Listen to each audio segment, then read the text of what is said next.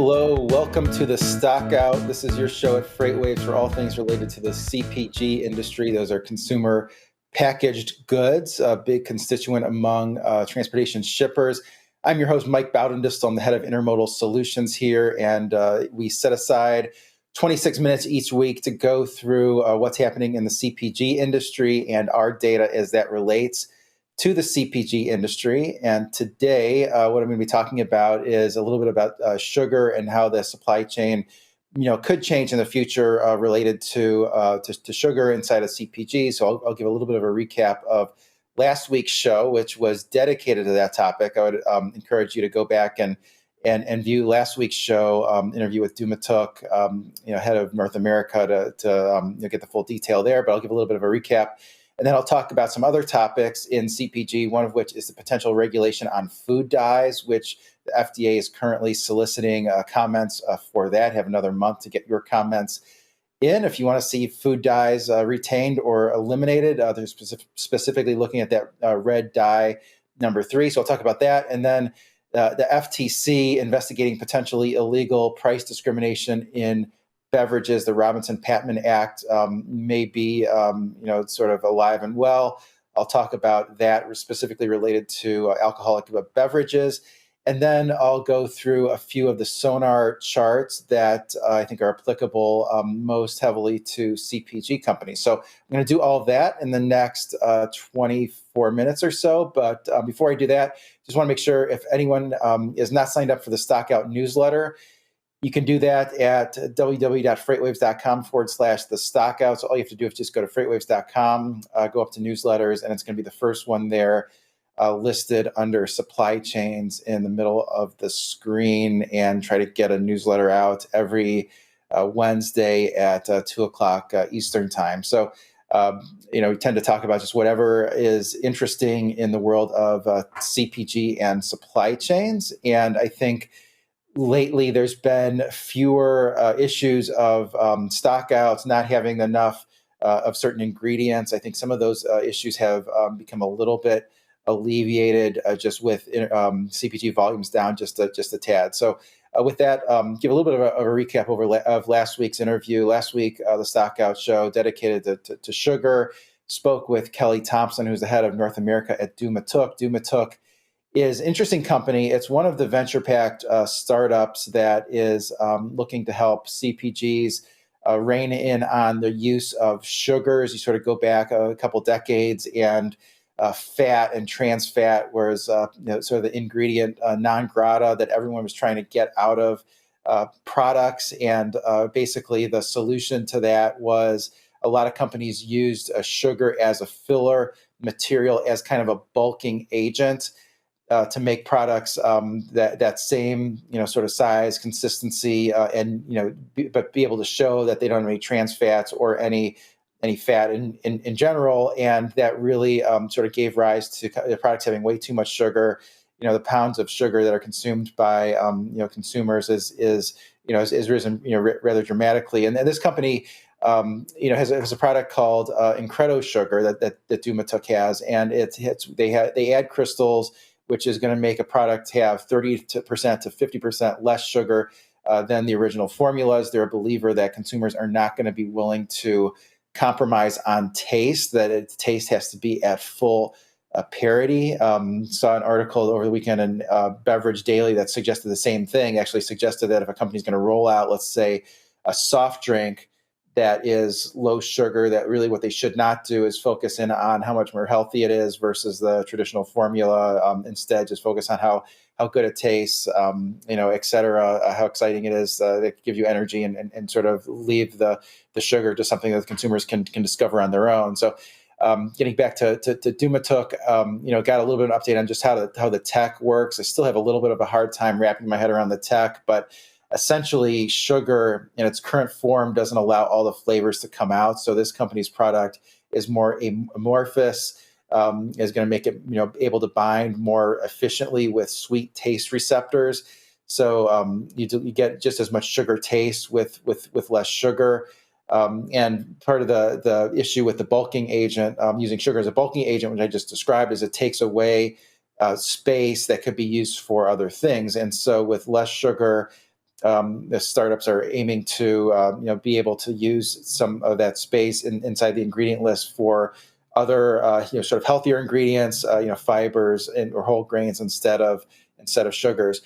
One of the things that came out of it, I asked Kelly Thompson directly, sort of how much more expensive do you imagine a product that uses Incredo sugar would be relative to the original formulas, and she said 10 to 15% more expensive, which doesn't sound crazy to me. I think there's plenty of sort of healthy products out there that are even at a higher premium than that relative to their traditional formulas, and consumers have demonstrated a willingness to pay that type of premium in the marketplace, or a premium even greater than that. Really, the biggest growth areas in CPG have been the premiumization of products. So you have the higher cost better alternative, and then healthier products, which consumers are willing to pay a premium for. Usually, those products, there's quite a lot of overlap. The healthier products are also more expensive, so it does seem like something that consumers would be receptive to. Their sort of takeaway from that interview is the product is more concentrated, and so there's less freight transportation is needed for a given amount of ingredient. Right now, they said their logistics are actually pretty straightforward because they have these partnerships with large sugar refiners like this company Lantic, which is Canada's largest sugar refiner. They basically kind of piggyback on their distribution network. Those companies seem to want to get into some of these sugar reduction alternatives as maybe a hedge. And the company can take advantage of having those companies having the transportation network already in place.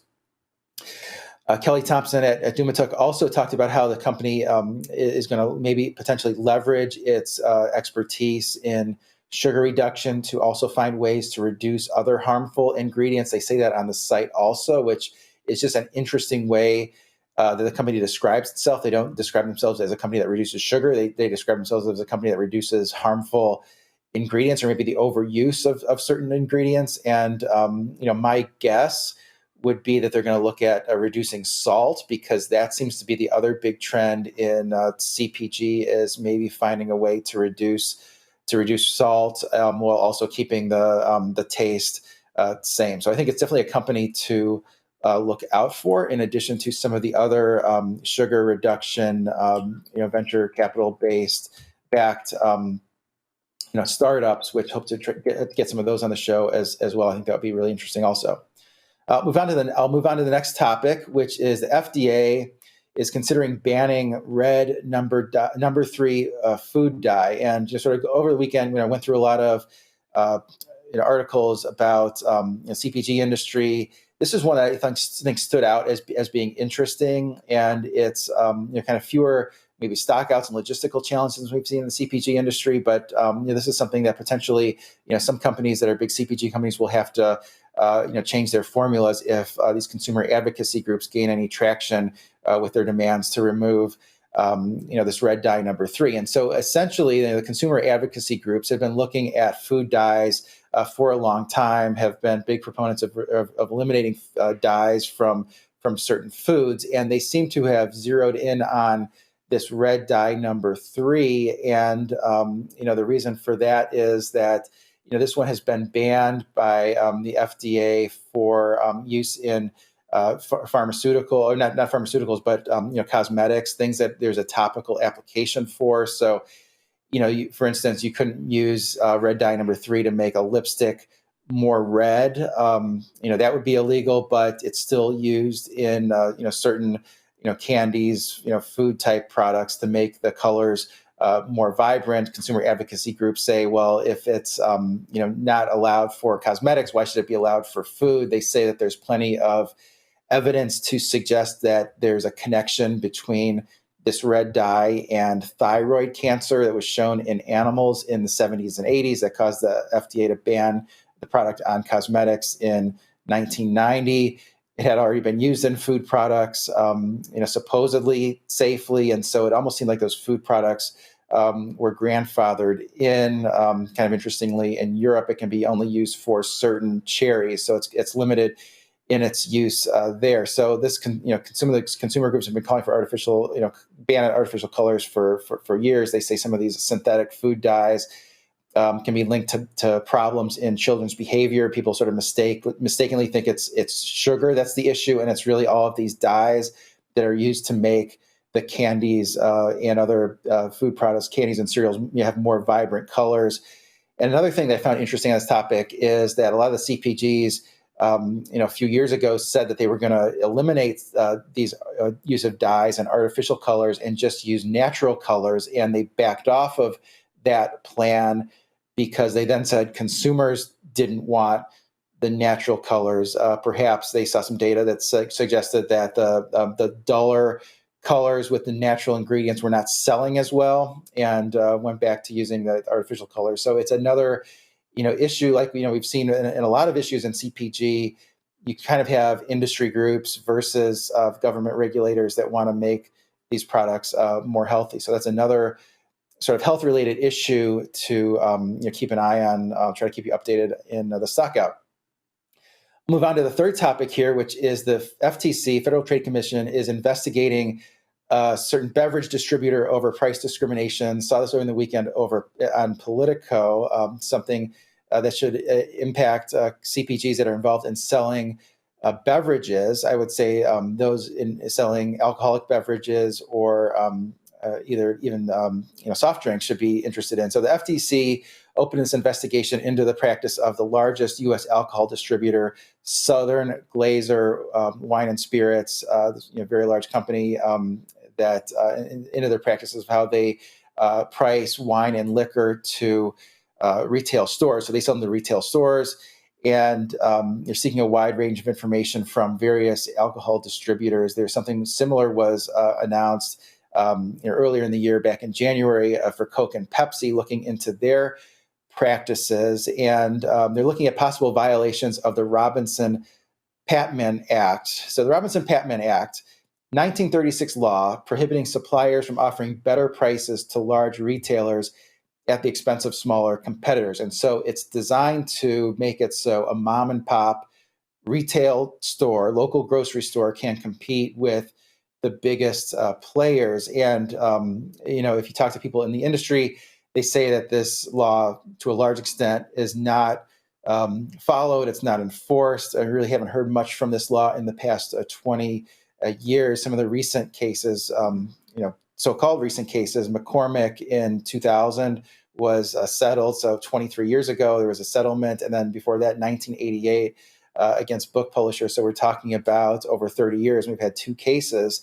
And so this newest FTC commissioner plans to reinvigorate the Robinson-Patman Act as a priority for his tenure. The idea is to enhance competition between large retailers and small retailers. Some of the counter argument is that if you actually enforce it more, it won't make the prices any cheaper at the local retailer level. It'll just make the prices higher for the big national chains, and that ends up hurting retailers. But I think if they dug into this, they certainly could find violations. One thing that's interesting there is my colleague Donnie Gilbert, you're probably familiar with from FreightWaves Now.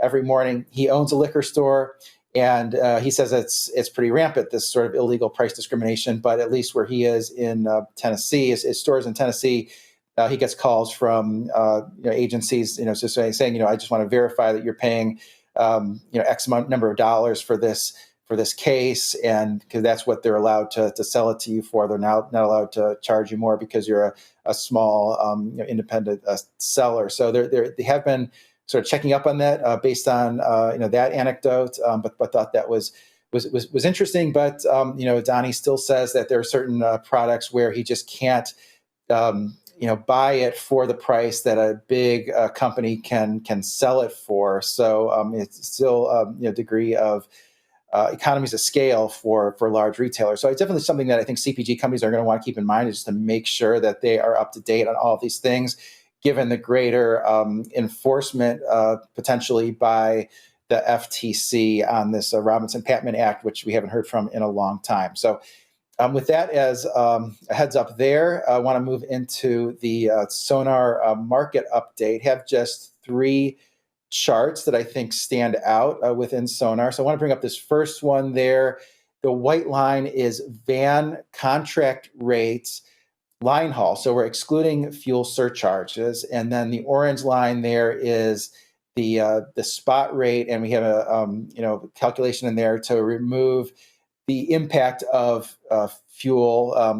Fuel is usually included in a spot rate, but we're using it to remove it in order to compare on an apples to apples basis. And what that shows is that throughout the second half of 2020 and through all of 2021, spot rates were higher than contract rates.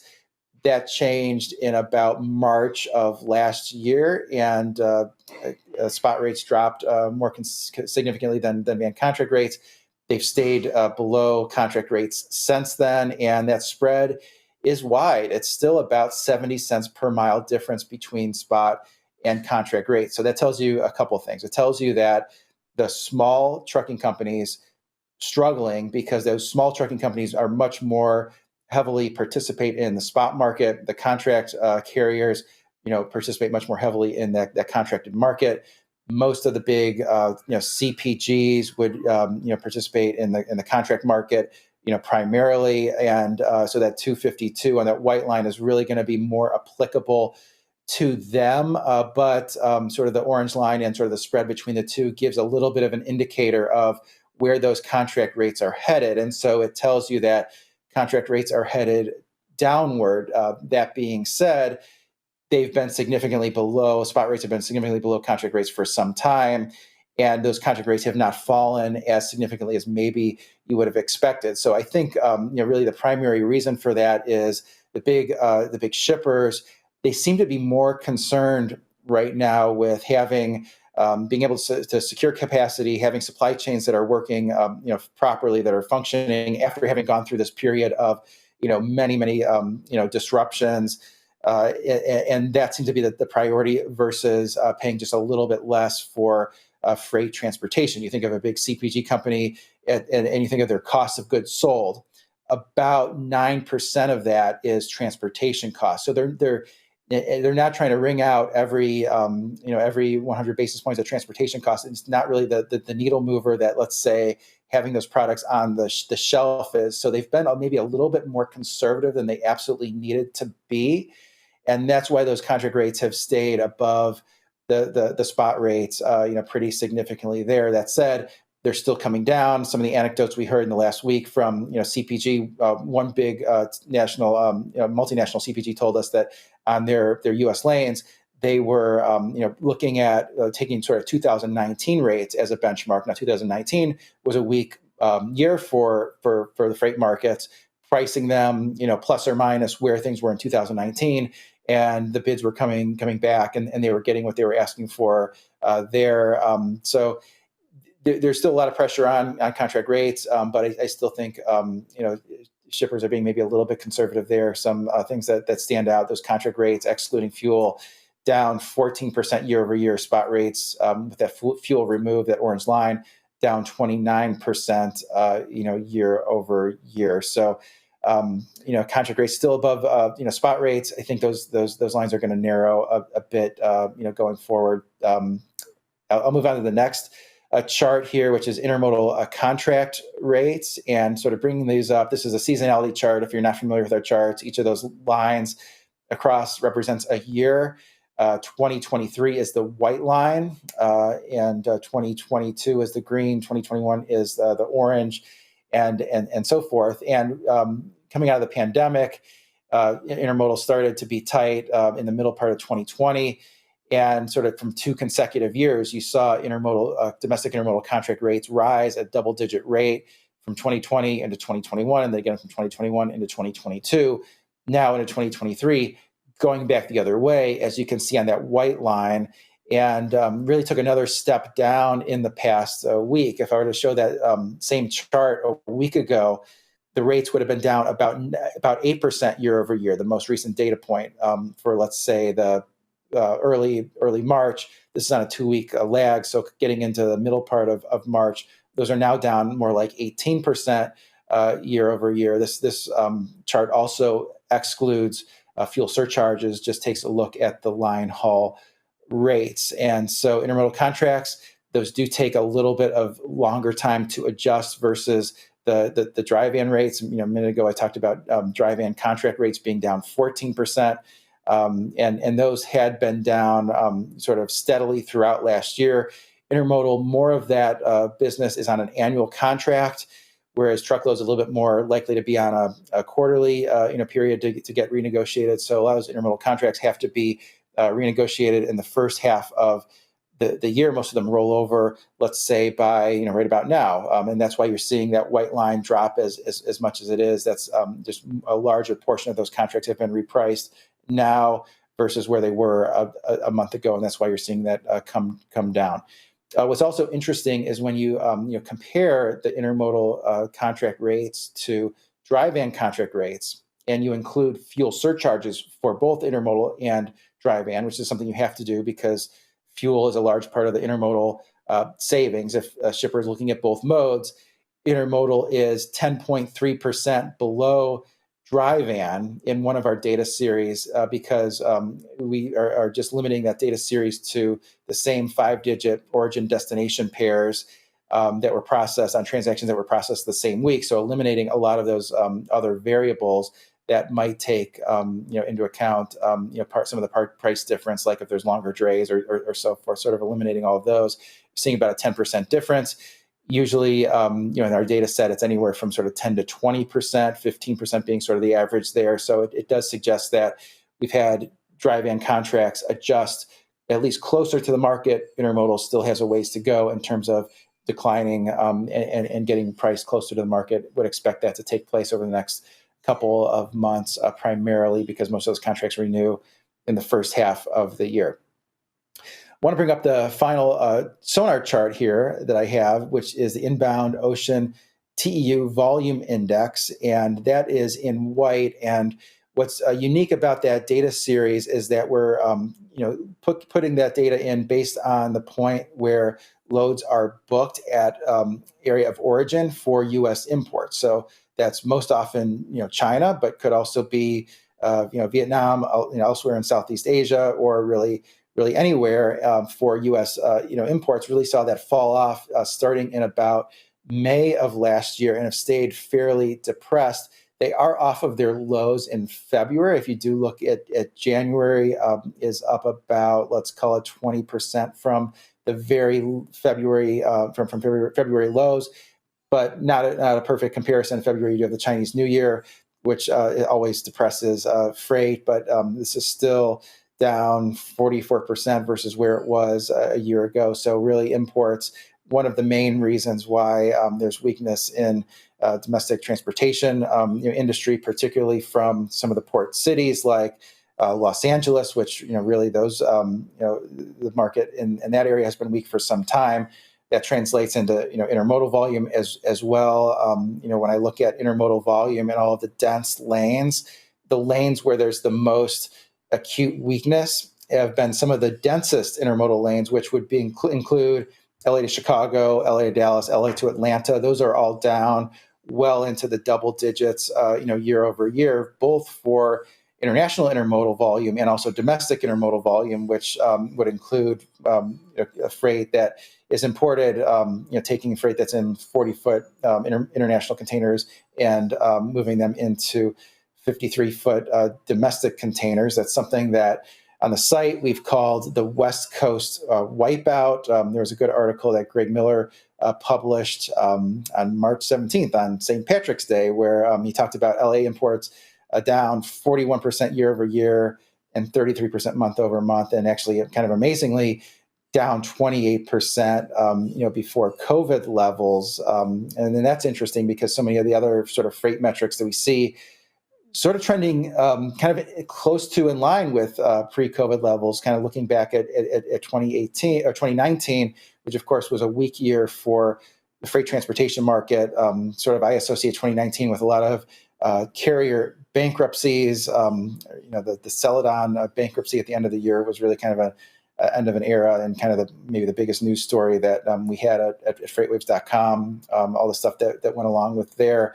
And then, Greg Miller in another article, referenced a trend that I thought was interesting, which is that the pricing has been quite a lot weaker on Trans-Pacific imports, let's say China to the US versus the transatlantic, let's say Europe to the US. And the difference there has been that trans-Pacific lane, so consumer heavy, and inventories are still high at a lot of those retailers, at least for certain categories. And the transatlantic, more related to industrial activity, construction and those things. So those have held up better. They may only be a temporary situation. There could be capacity that's redeployed, but at least for the time being, that was very interesting. So that's really what I want to go over today. If anyone wants to reach out to me, you can do that anytime at Baudendistel@freightwaves.com. Sign up for the newsletter, and then I'll be in your inbox every Wednesday. And hope everyone has a great day.